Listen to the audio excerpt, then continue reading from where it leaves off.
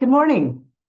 My name is Laura Hill, and I'm the Policy Director and Senior Fellow at the Public Policy Institute of California. Welcome to our virtual program today featuring the findings from PPIC's report, California's Transitional Kindergarten Expansion. The report, the technical appendix, the policy brief, and slides from today's briefing can be found on our website at ppic.org. This research and the event are supported with funding from the Sobrato Family Foundation, and we'd like to thank them for their support.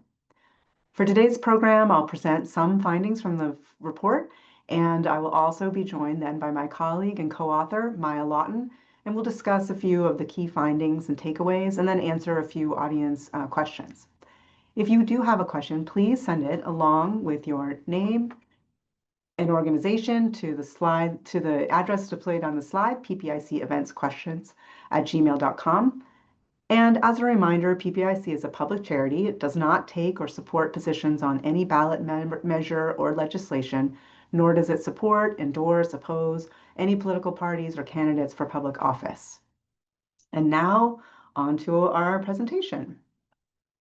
Okay, so today we're talking about California's Transitional Kindergarten Expansion. And again, this is authored by myself and Maya Lawton.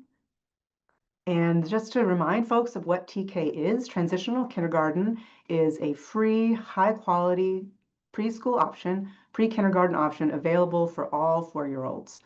It's an important step in the state's plan, the master plan for early learning and care, and expansion began in 2022 to take TK from a program that was available for just a few 4-year-olds into one that became available for all 4-year-olds.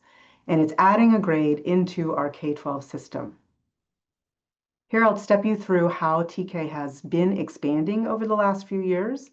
For many years, those children with fall birth dates, those who are turning 5 in the fall, could participate in TK at their public schools.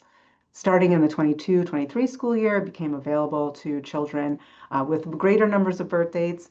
And in the 23-24 school year, over half of children were eligible to participate in TK. That is the year in which we're actually looking at our data. We've got public data from the state that we're looking at enrollment and participation trends from the 23-24 school year.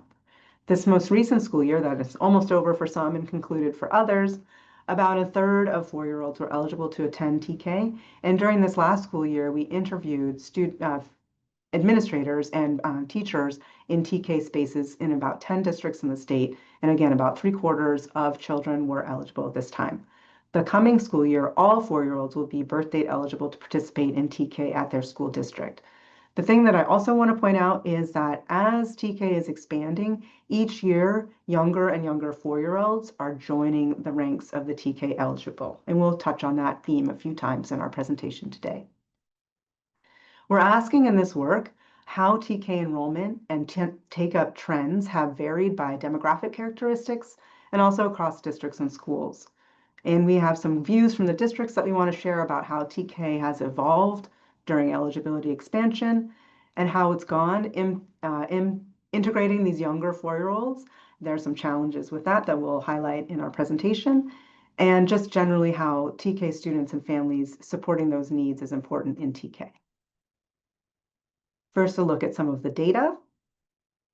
This is a look at the recent enrollment numbers in the state across all the school districts that are offering TK. We see in the year that we're last able to look at the data in detail that over 150,000 4-year-olds were enrolled in transitional kindergarten.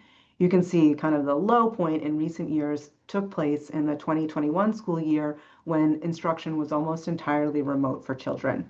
The most recent school year data just got released right before our report came out, and this school year that just is ending, there have been about 178,000 TK children enrolled as the birth dates have been expanding. Here we take a look at the expansion in terms of the share of children that are eligible. That's displayed in the darker bottom line. That peaks in our most recent year at 58% of children eligible. And then the top orange line is showing the share of children that are eligible that are actually participating. So you can see the most recent school year, that was about 70%. And prior to the pandemic, it peaked at around 83 or 82%. In the most recent school year data that's just been released, we see that the participation rate or take-up rate is about 65%. So as more children are able to enroll, they are enrolling in terms of enrollment numbers, but the share that is enrolling that are eligible is declining a bit. When we spoke to districts, we heard many times and in many different ways how younger 4-year-olds have distinct needs. And as the expansion is happening, younger children are entering. So what we heard about this most recent school year was that some of the social emotional needs are particularly being noticed in the years in which younger children are enrolling. And one district administrator described the first year of school as being Shark Week, when there was a lot more biting than usual. The district was really responding and trying to figure out ways to be more accommodating and help these younger children earlier figure out how to be in a classroom with 23 other students and share and navigate conflict and all of those important things.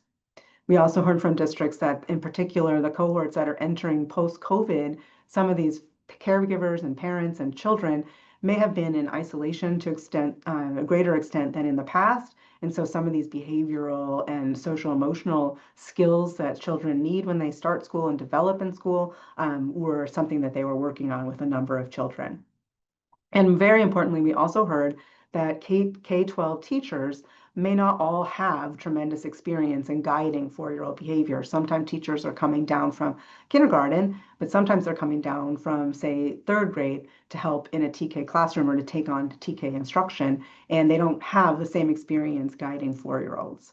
We definitely also heard about the importance of appropriate play spaces and the need for young 4-year-olds in particular to have opportunities to really push and climb and swing. And that's not only about developing gross motor skills, but also about helping children, burn off important energy and help them be ready for some of the quieter classroom moments as well.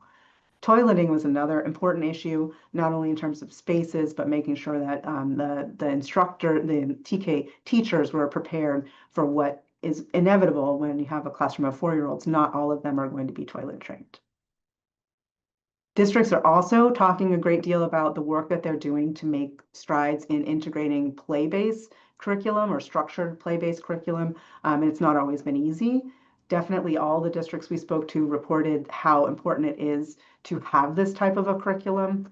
And we heard in particular, TK is really different than kindergarten. That TK initially came out as too academic, but now is more focused on play. And we have had to help teachers understand what this means, this play-based curriculum. The implementation of this, the ease at which with which this happens depends a bit on district leadership with early child care and their experience. We're going to look now at the data again. Here we want to look at race ethnic differences in participation, or just to point out again that all TK participation rate has fallen from its peak when we looked in 2019-20. That's about 82% down to 70%, so a decrease of about 12 percentage points. But the decrease was even larger still among Latino children. That fell 16 percentage points. And then I also want to point out that even before the pandemic, there's been relatively low participation among Pacific Islander families, Black, and Native American families. This decline was also particularly pronounced among dual language learners. That decline was 18 percentage points during this period of time. And similarly, the share of students who are socioeconomically disadvantaged and participating has also declined. We are definitely interested in understanding more about why more families aren't interested and why particular families are seemingly less interested. And we heard a bit from districts about the reliance on word of mouth. Outreach relationships with existing preschool centers might also play a role. 4-year-olds with siblings in the local school already were often prioritized or easier to find. And then certainly we heard that families often prefer other options or are just uncertain about really what is TK. There's still some work to do when it comes to trust, understanding if this is culturally relevant or in the ways in which it's culturally relevant, and generally just an understanding of what TK is, that it isn't another year of kindergarten. Next, turn to the district and school provision of TK and how that varies. Here I'm showing the top 10 school districts in the state and the district TK take-up rate for the most recent school year. Los Angeles Unified and San Diego Unified are two school districts that have been out in the front when it comes to providing TK. This was true pre-pandemic as well, where they were providing TK to children who were birth date eligible, as well as to younger children as well. And that's why their TK rate, especially in San Diego, is so high, over 100%. And then also, I do want to point out that San Francisco Unified appears to have a low take-up rate, but this is a school district in which the county, San Francisco County, and the district have long been providing early preschool to children who are low income and income eligible. And so thus, not all of the options that are public in San Francisco are coming through TK. And that's true in all of these districts. It's hard for us from the perspective of the K-12 system to see all of the other options that are available. One thing that we did, which wanted to try to understand this a little more, is take the children that appear to be birth date eligible and look and see why they might not be participating, at least as what we can see from the public data. So we're estimating who is birth date eligible and then seeing, are they situated in a place where TK is available to them. And we estimate that about 4% of all children who are eligible but not taking up TK actually are in a district that doesn't offer it.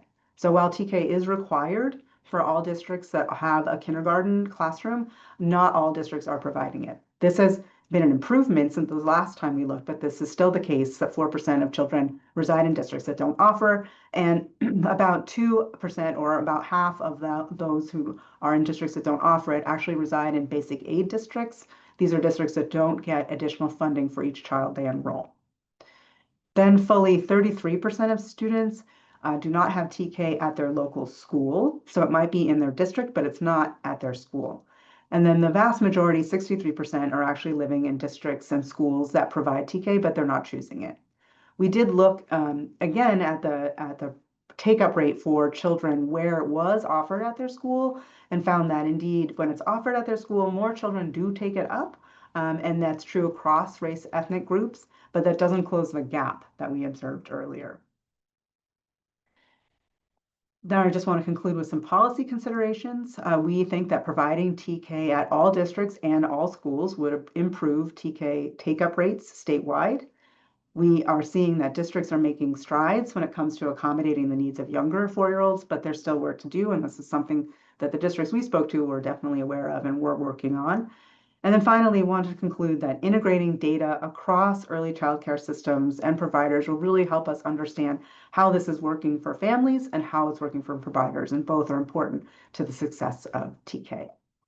Now I want to invite Maya Lawton to join us so we can have a conversation to hit on some of the other highlights that we observed during our reporting.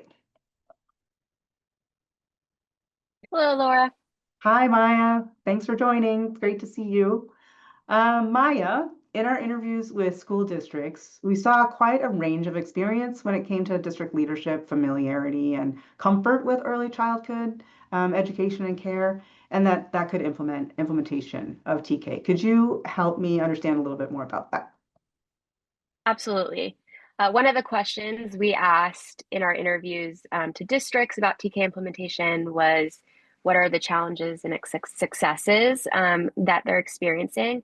And one key insight that we heard from districts was that the role that leadership experience with TK and early childhood education plays with TK implementation. So on the challenging side, we heard from several districts where leadership, such as principals, actually don't have early childhood education backgrounds. They may be coming from elementary or secondary education, and this can create real practical problems on the ground.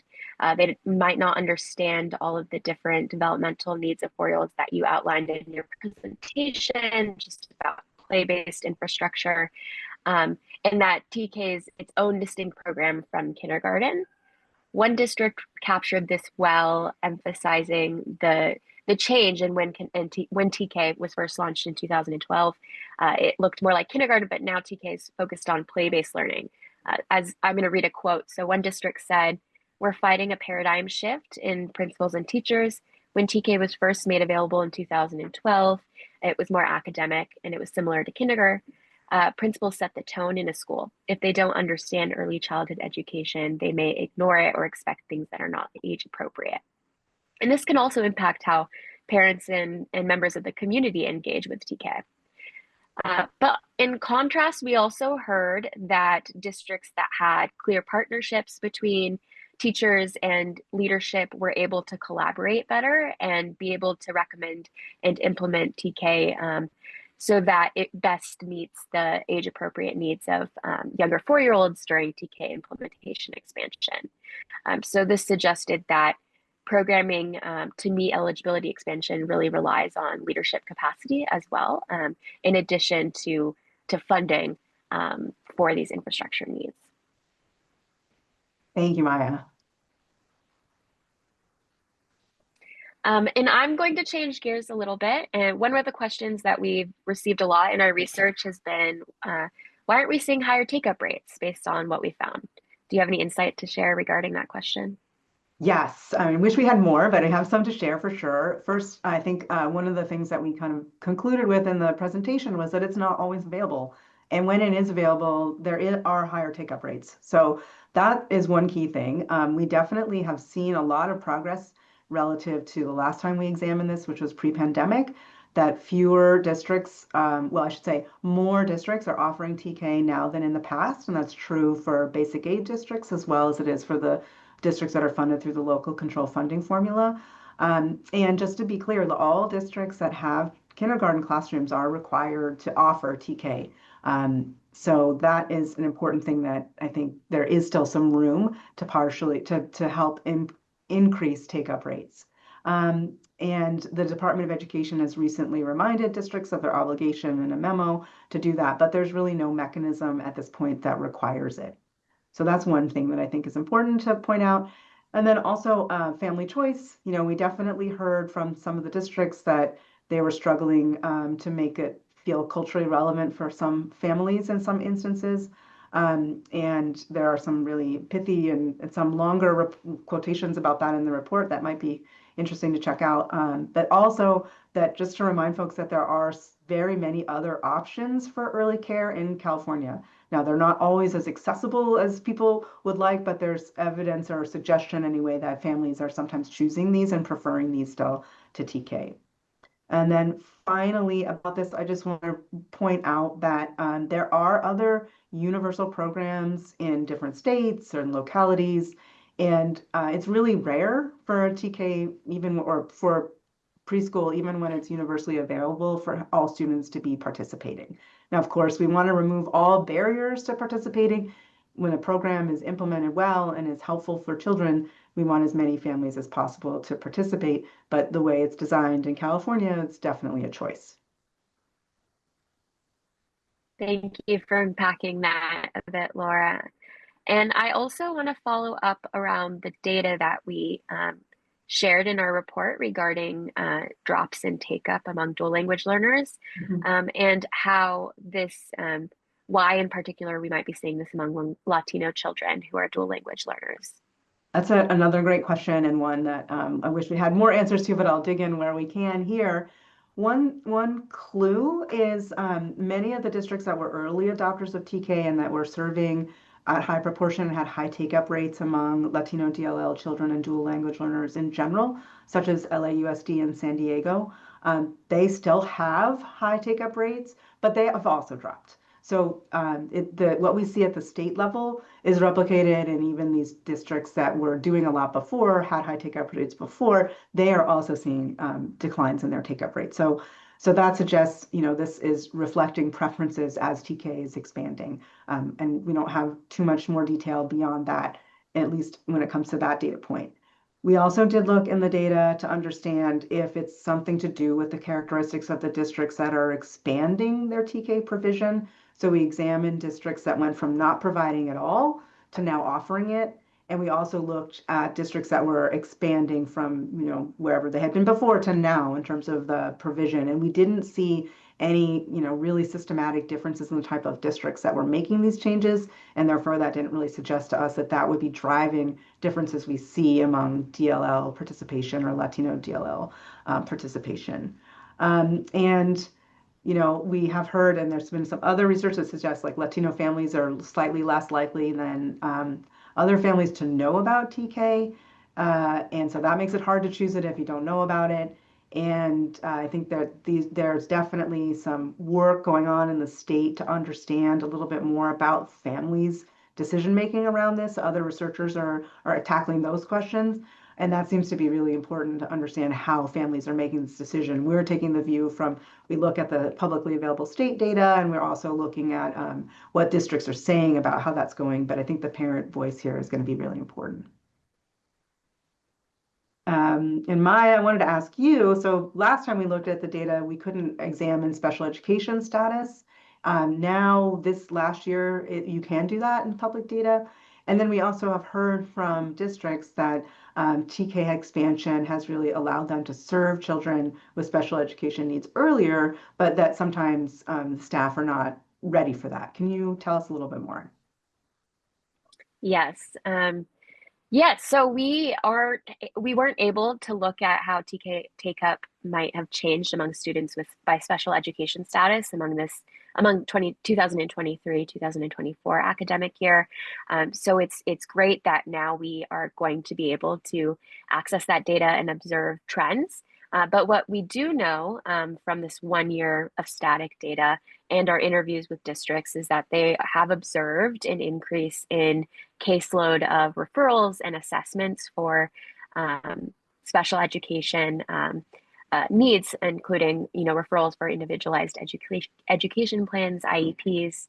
One district that we talked to, though, emphasized that there needs to be an understanding about what is age appropriate behavior for younger 4-year-olds coming into the classroom. TK teachers might not have the appropriate experience for this grade level in terms of knowing whether or not a younger 4-year-old might benefit from an immediate IEP plan versus perhaps a change in teaching. The other factor that we discussed in our interviews was that some children are coming, from the COVID cohort. So they might have grown up during a period of isolation or disruptions in learning from the pandemic, and that might be something that is impacting what's showing up, the type of behavior that's showing up in the classroom. So there's a couple of different factors that might be impacting the trends in need for special education services. But this is definitely something that we will continue to be interested in. And further research is needed to understand how TK implementation, full TK implementation, will impact children in TK that need special education services. But that's a great question.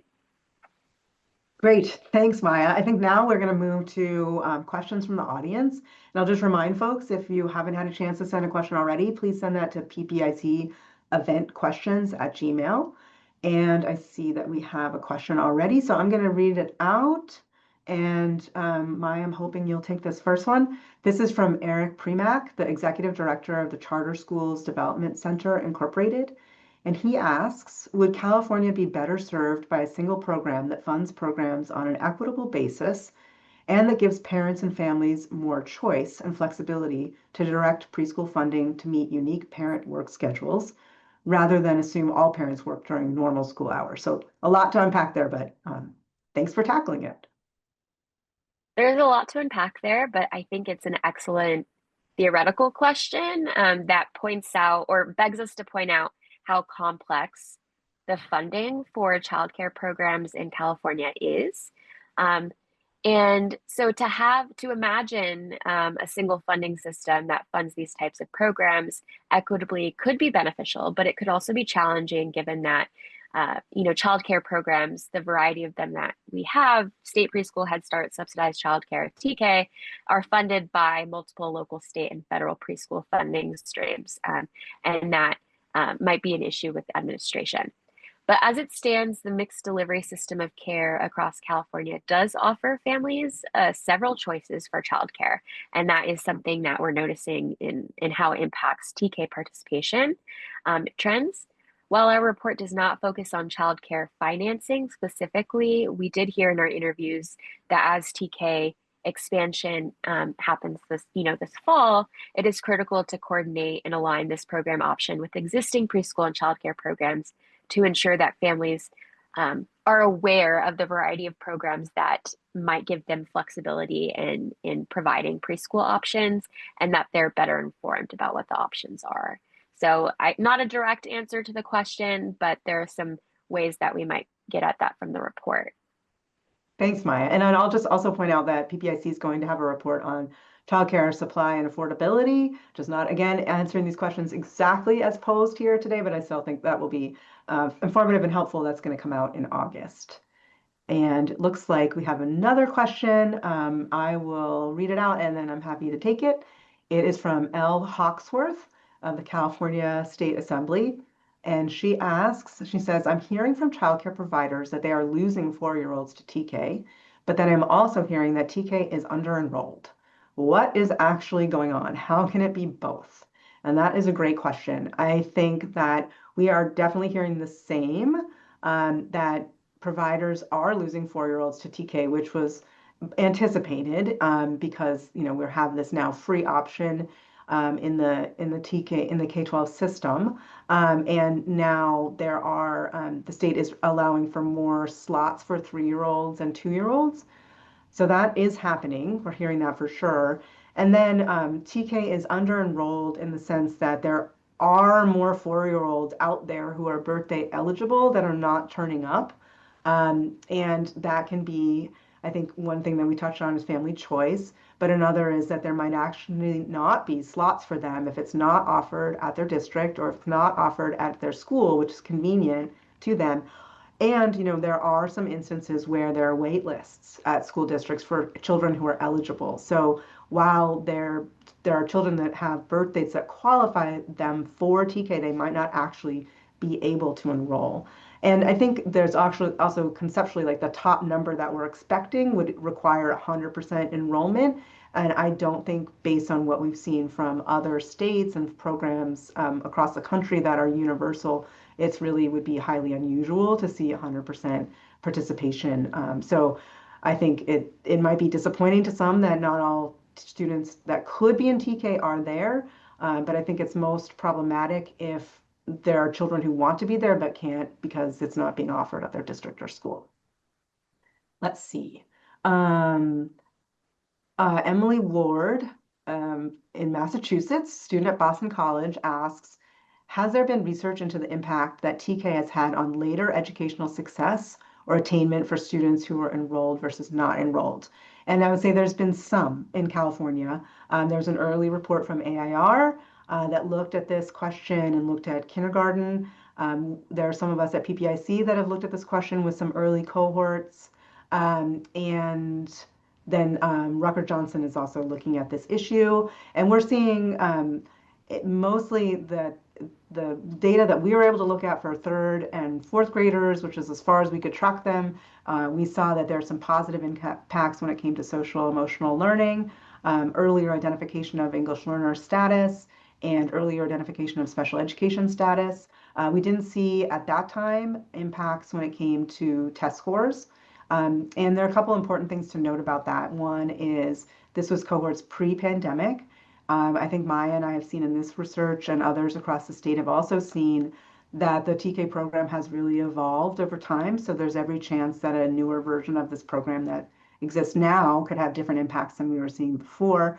And we haven't really been able to follow children for that long yet, just because the time hasn't elapsed. So those are still important questions that deserve to be asked and re-asked as we have more data and learn more.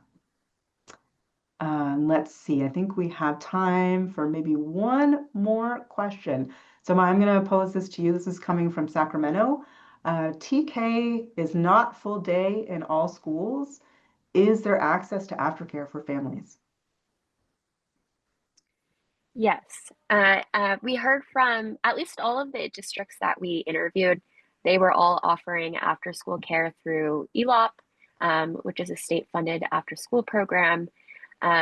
And this was, in some cases, they're even partnering with this after-school program with TK classrooms to create a continuity of care, because TK is 3 to 6 hours, which is not the amount of time to serve a child during, a parent's full work day. But there are still clear capacity constraints. So we heard across the board that this is still a struggle in terms of there are long wait lists for this after school care, and it is not a guaranteed, once you're in TK, it's not guaranteed that you will be in after school care, although some families in need are prioritized over others. So this is definitely an area that districts are in need of improving in terms of creating a continuity of care and making sure that kids that are in preschool are able to be cared for for a whole day. Thanks, Maya. Well, we've reached the end of our program this morning. I want to thank you, Maya, for joining me in today's discussion. And I'd also like to thank our funder, the Sobrato Family Foundation. And thank you to all of you who've joined us online. We would really appreciate you giving us some feedback about this presentation today. If you've pre-registered, you're going to get a survey. If you haven't pre-registered, you can scan this code that's on the screen right now and provide some feedback. And then finally, today's event will be available on PPIC's website as well as on our YouTube channel. So you can watch it again and again, or you can share it with your network. And thank you so much for joining us and have a great day.